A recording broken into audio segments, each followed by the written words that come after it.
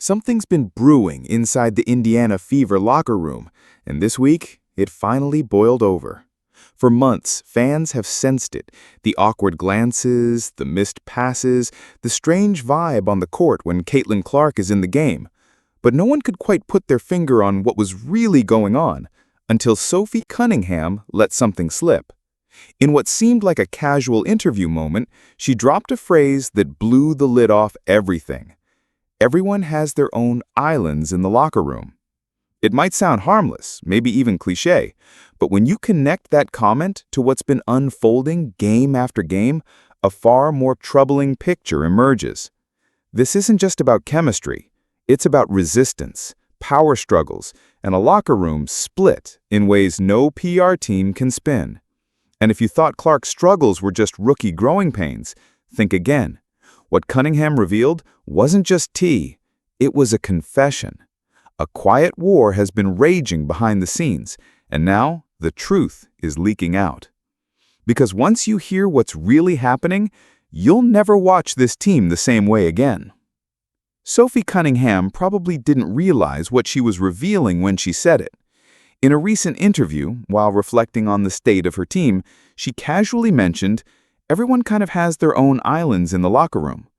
No dramatic pause, no heavy emphasis, just an offhand remark, the kind you hear all the time in sports when players talk about team dynamics.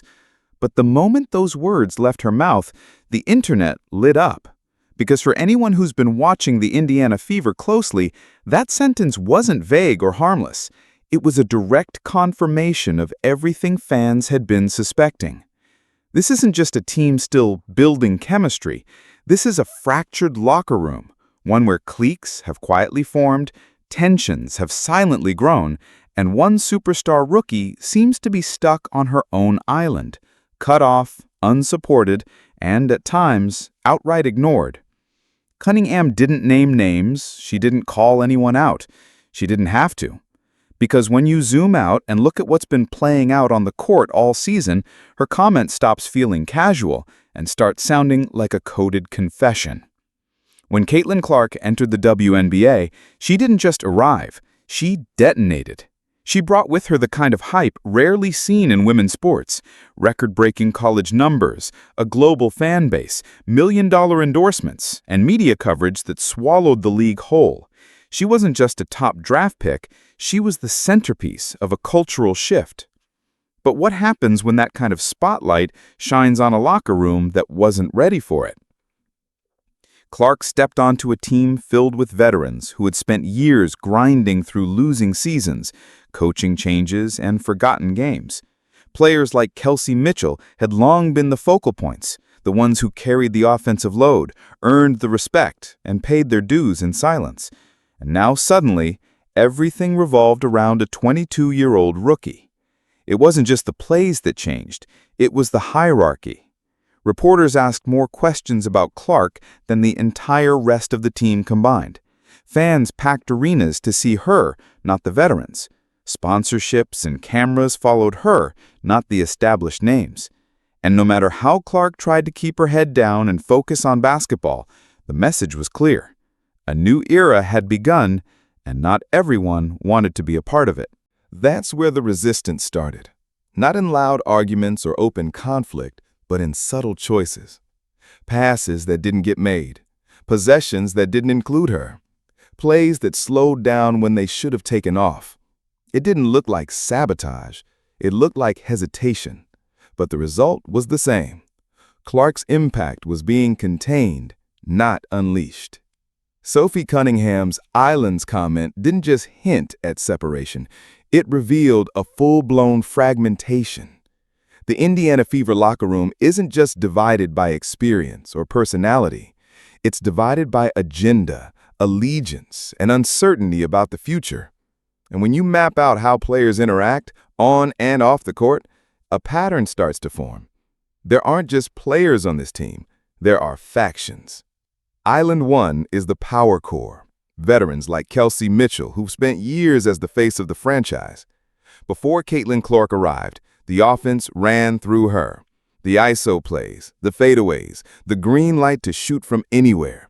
That was Mitchell's world. And now, with Clark pulling defenders from half court and commanding attention on every possession, that world is under threat. Mitchell didn't just lose touches, she lost control. And by the looks of it, she isn't giving it up without resistance. Island 2 is more complicated. Veterans who aren't actively resisting Clark, but aren't exactly embracing her either. Think of them as the middle ground, players trying to balance old loyalties with new realities. They're the ones hesitating on passes, second-guessing cuts, giving off body language that says, "I don't want problems," more than "I want to win." And in that hesitation, progress dies. Then there's Island 3, Clark's Island.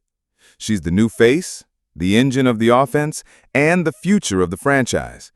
But she's also the outsider. Despite her efforts to connect, to encourage, to lead without stepping on toes, the vibe has remained the same, distant, chilly, and reluctant. She makes the right reads. She delivers the passes. She moves without the ball. But too often, those plays evaporate into nothing. Not because the defense shuts them down, but because her own teammates do. This isn't about locker room cliques. It's about philosophies colliding. On one side, the old guard, holding on to the style and structure they've known for years. On the other, a once-in-a-generation talent trying to play modern, dynamic, team-first basketball. And stuck between them, a team that looks more like separate islands than a united force. This isn't just a theory built on vibes and vague comments. The receipts are everywhere, if you know where to look. Start with the games themselves. That now viral moment against the Atlanta Dream, Caitlin Clark standing wide open on the perimeter, arms outstretched in disbelief as her teammate looks her off and drives into traffic? That wasn't just a one-off misread, it was a pattern. Clark moves without the ball, positions herself perfectly, creates space, and too often she's ignored. Not missed, ignored. Then there are the timeouts. Watch closely. The veterans huddle together, voices low, body language tight. Clark? She's there, but not included. Slightly outside the circle, sometimes looking in, sometimes talking with coaches instead of teammates. It doesn't take a lip reader to see she's not in the inner loop. Look at the celebrations. When a veteran hits a bucket, there's chest bumps, high fives, visible energy. When Clark dishes out a highlight reel assist, the reaction is noticeably muted. Sometimes it's a nod, sometimes it's nothing at all. And it's not just during games. At practice, insiders say players naturally split into groups. Clark often works with younger teammates or assistant coaches, while the veterans stick to each other. During team meals and off-court events, seating arrangements seem to follow an unspoken code. Even on social media, the lines are drawn, with who comments on what, who reposts whom, and who gets left out entirely. The exclusions aren't overt, but they're consistent. It's calculated without looking confrontational. And maybe most damning of all, when Cunningham mentioned islands, no one rushed to correct her. No teammate jumped in to say she was misquoted. No PR spin followed. Why? Because it was true, and everyone knew it. These aren't just minor chemistry issues. They're clear signs of a team divided, not by accident, but by choice. A subtle freeze-out, a culture of control. And Caitlin Clark? She's trying to break through it with good basketball, vision, and leadership. But the walls around those islands are holding strong. On the surface, it might seem petty. Why would experienced players, athletes who've clawed their way through the toughest league in women's basketball, resist someone who clearly makes their team better? Why freeze out a rookie who sees the court better than most veterans ever have? Why not take advantage of her gravity, her unselfishness, her ability to create easy looks for everyone? The answer lies deeper than basketball. This isn't just about schemes or rotations. It's about identity, respect, and survival. For years, players like Kelsey Mitchell were the ones carrying this franchise through obscurity. They were the go-to scorers, the media reps, the leaders in the locker room. They took the losses. They handled the criticism. They earned whatever shine they had the hard way. And now, one off-season later, they're suddenly supporting characters in a story they thought was theirs. That kind of shift hits harder than a double team. It doesn't just change your role, it shakes your entire sense of value. Because in professional sports, the spotlight is more than attention. It's leverage, it's endorsements, it's contract security. And when Caitlin Clark walked into the league, she didn't just bring skills. She brought a seismic shift in power. She became the face of the franchise overnight, before she'd played a single game. She was on magazine covers, late-night shows, national commercials, and for veterans who'd spent years grinding for a fraction of that attention, it didn't just sting, it threatened everything. So the resistance formed, not as a conscious plan, but as a quiet refusal to let go, a way to hold on to the old structure, the old pecking order, the old version of the team. It's not malicious, it's human, but it's also damaging. Because in trying to protect their legacy, some veterans are actively sabotaging the very progress they fought so hard to build. And here's the irony. Many of them could thrive alongside Clark. Her game is designed to elevate those around her. But you can't be lifted if you won't reach. For a while, the resistance was subtle enough to go unnoticed, masked by post-game smiles, vague comments about building chemistry, and the usual rookie adjustment narrative. But you can only hide dysfunction for so long. Eventually, the game gives you away. Now, fans aren't just watching, they're documenting. Social media is full of clips where Clark is wide open, motioning for the ball, only to be ignored in favor of contested mid-range jumpers. Possessions where she creates an advantage, finds space, makes the right read, and nothing happens. And the fans? They've had enough. They're tracking her usage rate, comparing it to other top rookies, exposing how her touches fluctuate game to game. They're calling out teammates by name.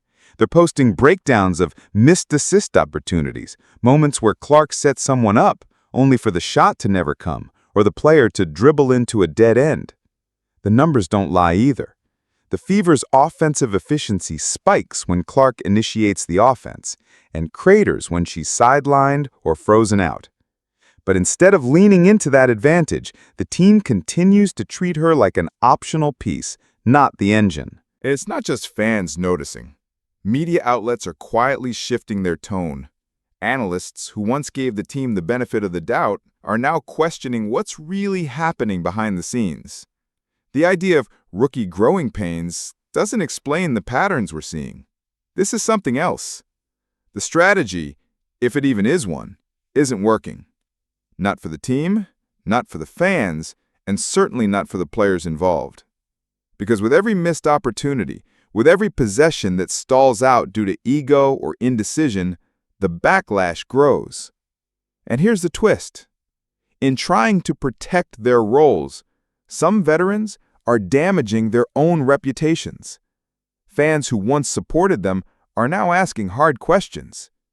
Why does the ball stop when Clark gives it up? Why do certain players avoid eye contact after blown possessions? Why does the offense look smoother when Clark's running the show, but no one seems to let her? What was once just suspicion has turned into scrutiny. And that scrutiny is now turning into pressure. In professional sports, talent wins games, but timing, money, and momentum build legacies. And right now, the Indiana Fever are standing at the crossroads between long-term greatness and short-term comfort. On one side, you have Caitlin Clark, a generational talent whose presence has turned empty seats into sellouts, regional coverage into national headlines, and casual fans into diehards.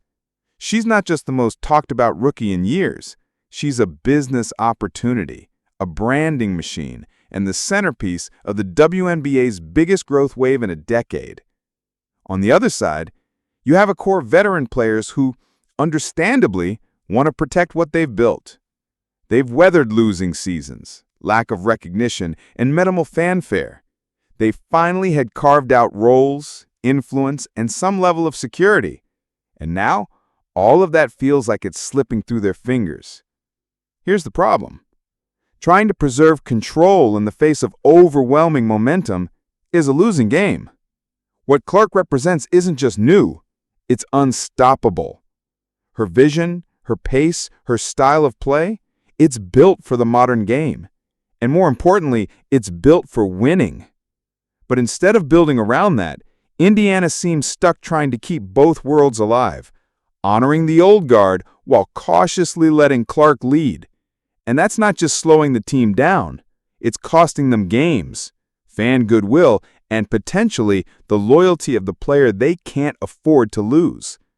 Because while veterans may crave familiar roles and defined pecking orders, the business of basketball doesn't care about seniority.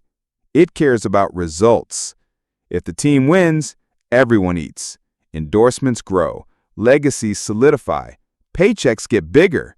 But if the team continues to underperform while minimizing their most impactful player, the damage goes far beyond the win column. The Fever aren't just risking chemistry, they're risking relevance. And Clark, for now, is too professional to say it out loud. But let's be honest, players of her caliber don't wait around forever. If things stay the way they are, it won't just be a few awkward passes or quiet tension in the locker room. It'll be a collapse in slow motion, and the cost could be catastrophic. Caitlin Clark didn't come into this league to play background roles or get lost in veteran politics. She came to elevate a franchise, and she's already doing it, despite the resistance. But how long can that last? How many games can she go standing wide open while teammates look her off? How many times can she bite her tongue during post-game interviews, smiling through gritted teeth, pretending everything is fine? Because here's the reality. Rookie contracts don't last forever, and stars like Clark don't beg for permission. They find places that actually want to win. If Indiana doesn't correct this culture, if they don't choose a clear direction and build around their franchise player, someone else will. It might be a team that knows how to manage egos, a team that understands how to balance respect for veterans with the need to embrace the future, a team that wants to win more than it wants to protect comfort zones. And let's not kid ourselves. Other franchises are already watching this unfold like hawks. They see the power struggles, they read the body language, and they're preparing pitches for the day Clark decides she's done waiting for the Fever to figure it out. But it's not just Indiana that has something to lose here. The WNBA as a whole is banking on Clark's success. She's the player casual fans are tuning in to see. She's bringing in sponsors, headlines, ticket sales. If she's muted or misused, it doesn't just hurt one team. It slows down the league's momentum at a critical time. So, what happens if nothing changes? The Fever keep losing, fans keep turning on the veterans, Clark grows frustrated, and sooner than anyone expects, the generational opportunity slips away. Not because she wasn't good enough, but because the organization refused to get out of its own way. Sophie Cunningham might have thought she was making a casual observation, just a passing comment about locker room dynamics. But everyone has their own islands didn't just describe a team in transition, it exposed a team in denial. These islands aren't harmless. They're not just about routines or personalities. They're barriers, invisible but powerful, separating teammates from trust, chemistry, and progress. And no matter how talented the individuals are, no team wins when everyone is playing their own game. Caitlin Clark didn't create the storm. She walked into it. She's done what great players do, try to connect, lead by example, and lift everyone around her. But bridges don't build themselves. They require teammates willing to meet halfway. And right now, too many are staying put, anchored to old roles, old ways, and outdated hierarchies. If the Fever continue down this path, protecting ego over evolution, comfort over chemistry, they won't just waste Clark's talent. They'll lose her entirely. And once that happens, there's no getting her, or the momentum she brings, back. Because Clark isn't going to shrink herself to fit into a system that refuses to grow. She's not going to lower her ceiling so others can feel taller. She's going to keep making the right plays, reading the floor, and doing what winners do, whether Indiana gets on board or not. So the question is no longer, what's wrong with this team? We know. Sophie told us. The real question is, will anyone do something about it before it's too late? Championship teams don't live on islands. They live in trust, in connection, in commitment to a shared goal. And right now, the Fever are running out of time and excuses. Now, I want to hear from you. Have you seen these islands play out on the court? Are veterans holding Caitlin Clark back, or is something deeper going on inside that locker room? Drop your thoughts in the comments. I read every one, and I always respond to the most insightful takes. Let's talk about what's really happening, not just what the post-game interviews tell us. And if this video helped you see the bigger picture, do me a favor. Like, subscribe, and share it with another Fever fan, or anyone who cares about where this league is headed. The more people who understand the truth behind the headlines, the harder it becomes for dysfunction to stay hidden. This story's far from over. The next chapter, we'll be breaking down how these fractured dynamics are showing up in specific plays, minute distributions, and what Clark's patience, or lack of it, could mean for Indiana's future. Hit the notification bell so you don't miss what's coming next, because when it comes to the Fever's locker room, the storm's only getting started.